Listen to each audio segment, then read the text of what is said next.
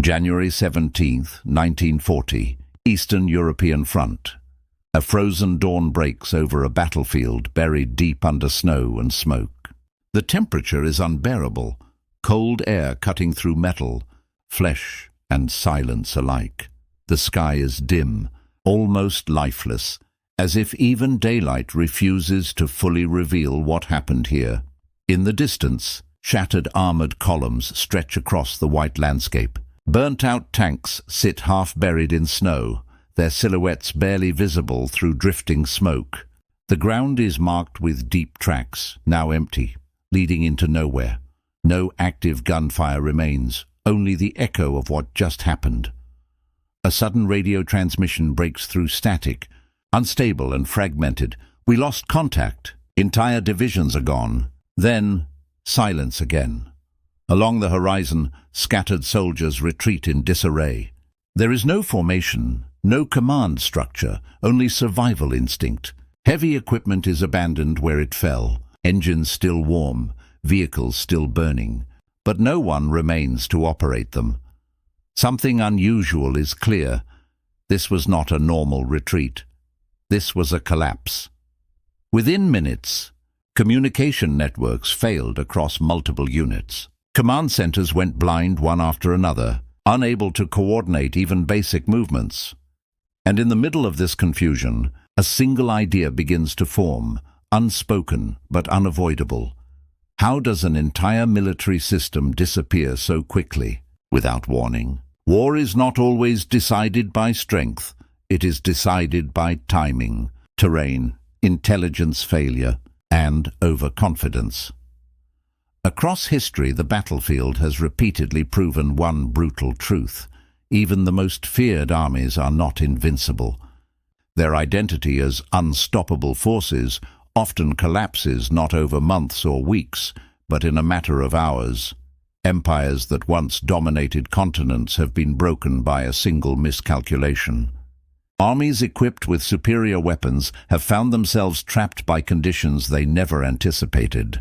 Elite commanders, trained for every possible scenario, have still walked directly into situations that shattered their entire operational logic.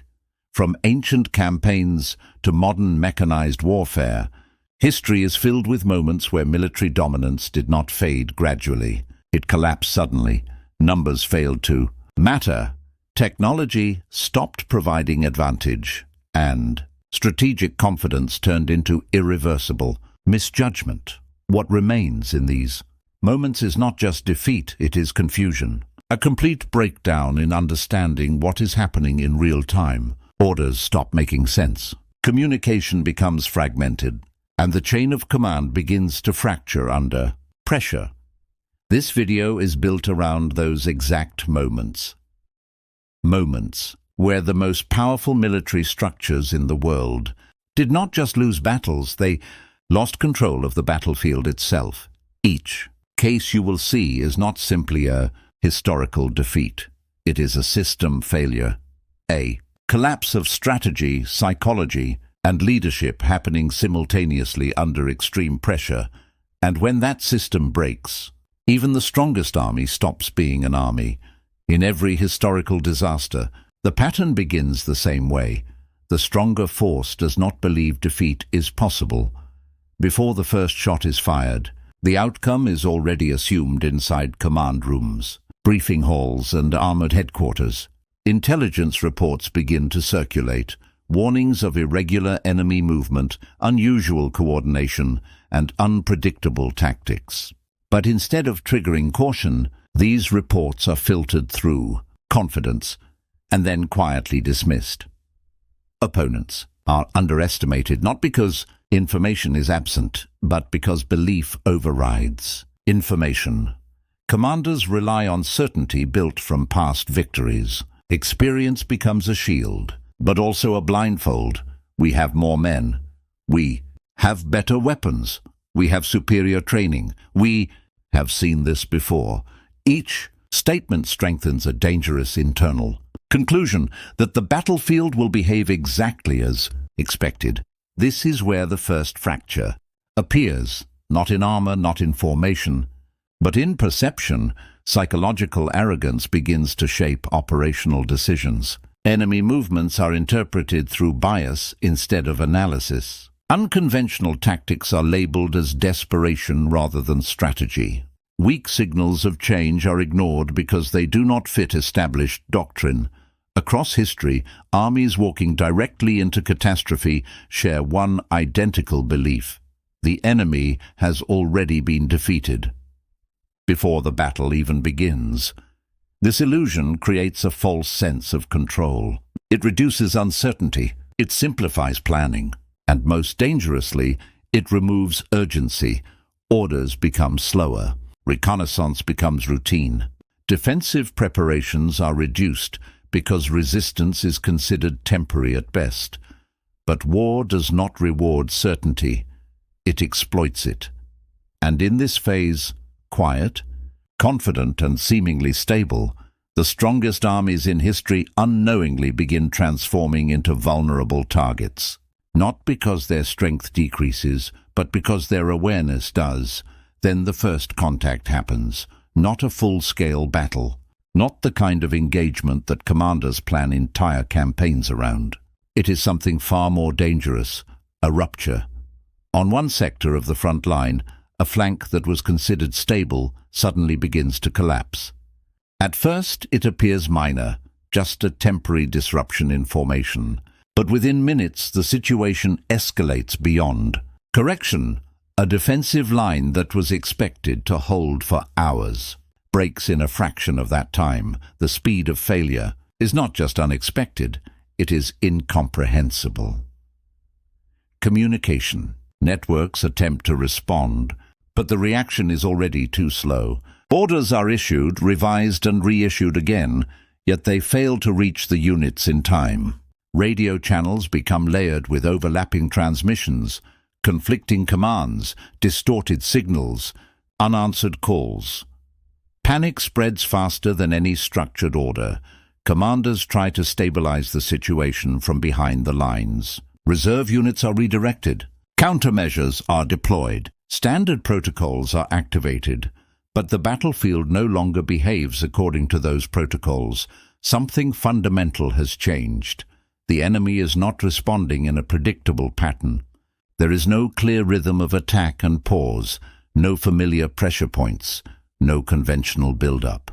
Instead, the engagement feels fragmented, fast, irregular, and deliberately unstructured.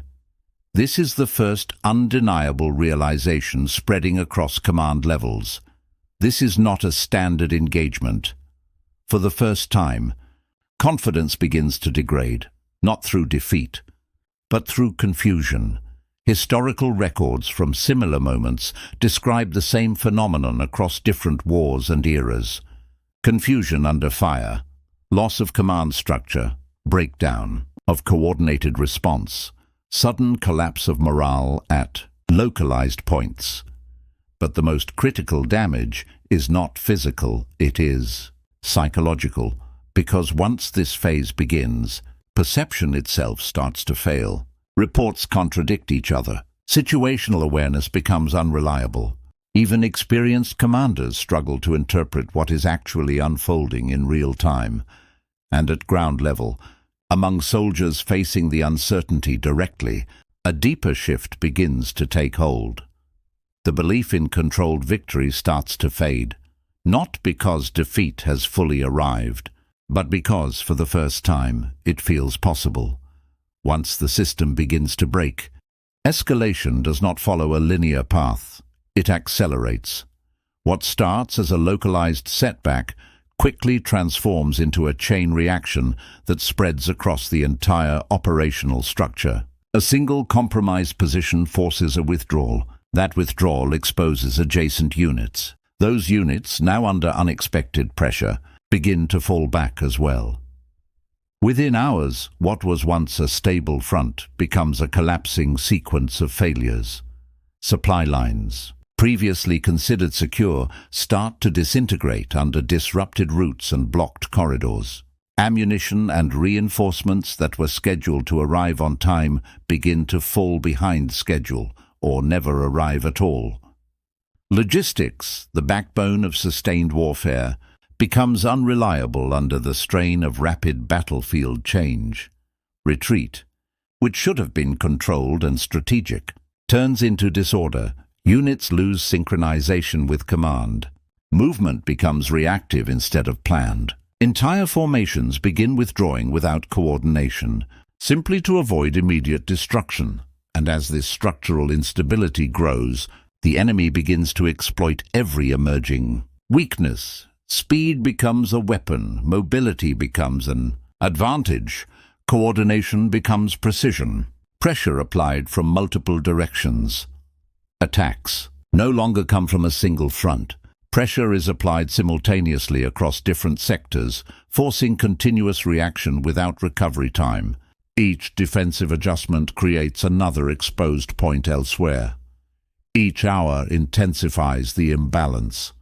Each mistake multiplies into strategic consequences. At this stage, the stronger army begins to recognize a reality that is far more dangerous than any single battlefield loss.